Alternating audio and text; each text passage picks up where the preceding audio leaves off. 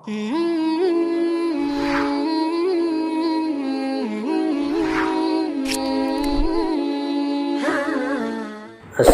അലൈക്കും വറഹ്മത്തുള്ളാഹി വബറകാതുഹു. എല്ലാവർക്കും സുഖമാണെന്ന് പ്രതീക്ഷിക്കുന്നു. അതിനായി പ്രാർത്ഥിക്കുന്നു. കഴിഞ്ഞ ദിവസം കുഞ്ഞൻ പാണ്ടിക്കാട് എന്ന ഒരു യൂട്യൂബറുടെ ഒരു വീഡിയോ കാണാനിടയായി. മത പണ്ഡിതന്മാരെ പരിഹസിക്കുന്ന രൂപത്തിൽ തൻ്റെ ചാനലിലൂടെ വലിയ പണം വന്നുകൊണ്ടിരിക്കുമ്പോൾ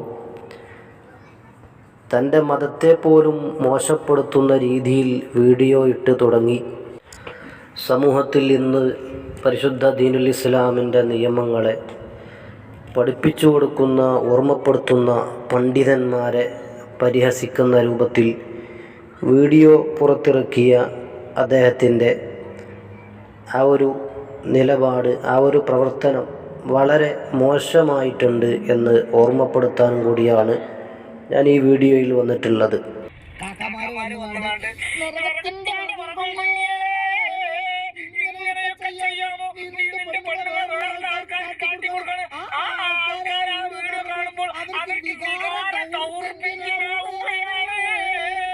പ്രിയമുള്ള സുഹൃത്തുക്കളെ, പരിശുദ്ധ ഇസ്ലാം പല നിബന്ധനകളും പല ചിട്ടകളും മുസ്ലിമായ മനുഷ്യനെ സംബന്ധിച്ചിടത്തോളം അവൻ്റെ മുന്നിൽ വെക്കുന്നുണ്ട്.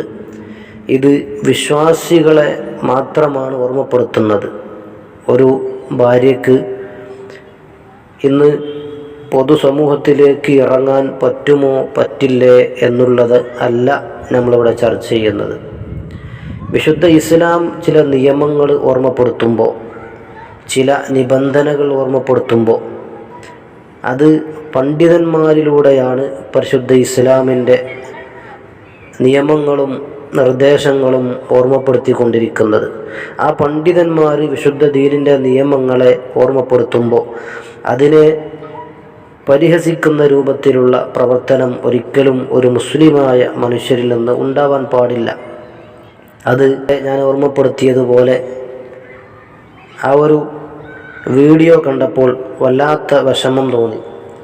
ഉസ്താദുമാരെ പരിഹസിക്കുന്ന രൂപത്തിൽ, ഉസ്താദുമാരുടെ പ്രഭാഷണങ്ങളെ പരിഹസിക്കുന്ന രൂപത്തിൽ വീഡിയോ ഇറക്കിയത് വളരെ മോശം പ്രവർത്തനമാണെന്ന് ഈ സമയത്ത് ഞാൻ ഓർമ്മപ്പെടുത്തുകയാണ്. ഇന്ന് നാമൊക്കെ കണ്ടുകൊണ്ടിരിക്കുന്ന ഒന്നാണ്. ഇന്ന് യൂട്യൂബ് തുറന്നാൽ നമുക്ക് മുമ്പിലൂടെ പുറത്തു വരുന്നത് ഭാര്യയുടെ പ്രഗ്നൻസി ടെസ്റ്റിൻ്റെ റിസൾട്ടുകളാണ്. തീർന്നില്ല, അവളുടെ ഗർഭം മുതൽ അവളുടെ പ്രസവം വരെ എല്ലാം വീഡിയോകളായി, ചെറിയ ക്ലിപ്പുകളായി യൂട്യൂബിൽ അപ്ലോഡ് ചെയ്തുകൊണ്ടിരിക്കുന്ന ഒരു സാഹചര്യമാണ് ഇന്ന് നാം കണ്ടുകൊണ്ടിരിക്കുന്നത്. ഞാൻ ഈ ഒരു വിഷയം ഓർമ്മപ്പെടുത്തുന്നത് കേവലം ഒരു പാണ്ടിക്കാട്ടുകാരൻ്റെ യൂട്യൂബ് ചാനലിനെ മാത്രം ലക്ഷ്യം വെച്ചുകൊണ്ടല്ല. ഇതുപോലെ ഇന്ന് ഒരുപാട് ചാനലുകളുണ്ട്. ഭാര്യ ഭർത്താക്കന്മാർ തമ്മിൽ പരസ്യമായി അവരുടെ എല്ലാവിധ ബന്ധങ്ങളും പരസ്യപ്പെടുത്തുന്ന രീതിയിൽ ഒരു ഭാര്യയും ഭർത്താവും അവരുടെ രഹസ്യ ജീവിതത്തിൽ ചെയ്യുന്ന കാര്യങ്ങളെ സമൂഹത്തിന് മുന്നിൽ പരസ്യപ്പെടുത്തുന്ന ഇത്തരം രീതിയിലുള്ള വ്ളോഗുകളെ നാം ഇന്ന് കണ്ടുകൊണ്ടിരിക്കുകയാണ്. ഹബീബായ സ്വല്ലല്ലാഹു അലൈഹി വസല്ലമ തങ്ങൾ ഓർമ്മപ്പെടുത്തുന്നുണ്ട്, ഖിയാമത്ത് നാളിൽ അള്ളാഹുവിൻ്റെ നോട്ടം ലഭിക്കാത്ത ചില ആളുകളുണ്ട്. അവരിൽ മുത്തുനബി എണ്ണിയ ഒരു വിഭാഗമാണ് ദയ്യൂസ് എന്ന് പറയുന്നത്. സ്വഹാബത്ത് ചോദിച്ചു, നബിയെ, ആരാണ് ഈ ദയ്യൂസ് എന്ന് പറയുന്നത്?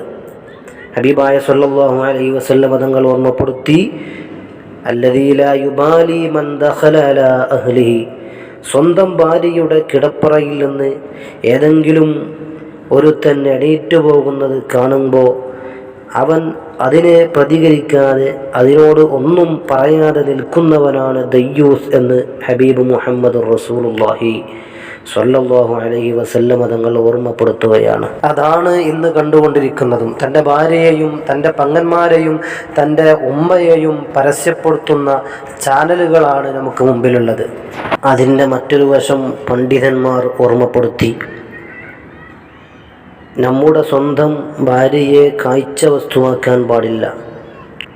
മറ്റുള്ളവരുടെ മുമ്പിൽ സ്വന്തം ഭാര്യയെ പ്രദർശിപ്പിക്കുന്ന മനുഷ്യൻ അവനും ദയ്യൂസ് ആണെന്ന് പണ്ഡിതന്മാർ ഓർമ്മപ്പെടുത്തി. ഇന്ന് യൂട്യൂബ് വ്ളോഗർമാർ അധികരിച്ചു. ഏറ്റവും കൂടുതൽ ചാനലുകളിൽ നിറഞ്ഞു നിൽക്കുന്നതും നമ്മുടെ കൗമുകളാണ്. അതിൽ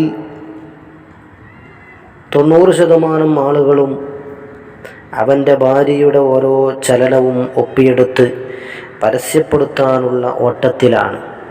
ഇതൊക്കെ എത്ര മോശമുള്ള കാര്യമാണ്. മുസ്ലിം സമുദായത്തെ തന്നെ പറയിപ്പിക്കാൻ ഇതെന്ത് വിഷമമുള്ള കാര്യമാണ്. ഇതൊക്കെ ഇന്ന് പരസ്യമായി പറഞ്ഞാൽ ആ പറയുന്നവന് മോശക്കാരനായി എന്നാണ്. അത്രയും ഹറാമുകൾക്ക് അടിമപ്പെട്ടുപോയി നമ്മുടെ മുസ്ലിം സുഹൃത്തുക്കൾ. നിങ്ങൾ നിങ്ങളുടെ ഭാര്യയെ സ്നേഹിക്കണം, അല്ലെങ്കിൽ അവളുമായിട്ട് നിങ്ങൾ യാത്ര പോകണം. നിങ്ങൾ അവളെ ഏതെല്ലാം രൂപത്തിൽ സന്തോഷിപ്പിക്കാൻ കഴിയുന്നോ ആ രൂപത്തിലെല്ലാം നിങ്ങളുടെ ഭാര്യമാരെ നിങ്ങൾ സന്തോഷിപ്പിക്കണം. എന്നാൽ മറ്റുള്ളവർക്ക് മുമ്പിൽ അവളെ പരസ്യപ്പെടുത്തിയല്ല നിങ്ങൾ അവരെ സന്തോഷിപ്പിക്കേണ്ടത്. പരിശുദ്ധ ഇസ്ലാമിനെയും മുസ്ലിമീങ്ങളെയും ഈ രൂപത്തിൽ മോശപ്പെടുത്തുന്ന ഇത്തരം ആളുകളോട് ഓർമ്മപ്പെടുത്താനുള്ളത്, തീർച്ചയായും അല്ലാഹുവിൻ്റെ പരീക്ഷണങ്ങൾ നിങ്ങളിൽ ഇറങ്ങുമെന്നുള്ളതാണ്. ഇതൊക്കെ എന്തിനാണ് ഇങ്ങനെ പരസ്യമായി പറയുന്നത് എന്ന് നിങ്ങൾ ചിന്തിക്കണ്ട. പരസ്യമായി തെറ്റ് ചെയ്യുന്നത് കണ്ടാൽ ഇങ്ങനെ പരസ്യമായി തന്നെ അതിനോട് പ്രതികരിക്കുമെന്നുള്ളതാണ് ഓർമ്മപ്പെടുത്താനുള്ളത്.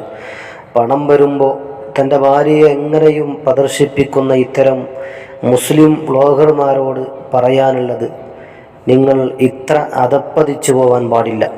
നിങ്ങൾ വ്ളോഗ് ചെയ്യണ്ട എന്ന് ആരും പറയുന്നില്ല. നല്ല കാര്യങ്ങൾ സംസാരിച്ച് ഒരുപാട് യൂട്യൂബർമാരുണ്ട്. അങ്ങനെയാവുന്നതിൽ തെറ്റില്ല, അതും ഇസ്ലാം അംഗീകരിക്കുന്ന രൂപത്തിൽ.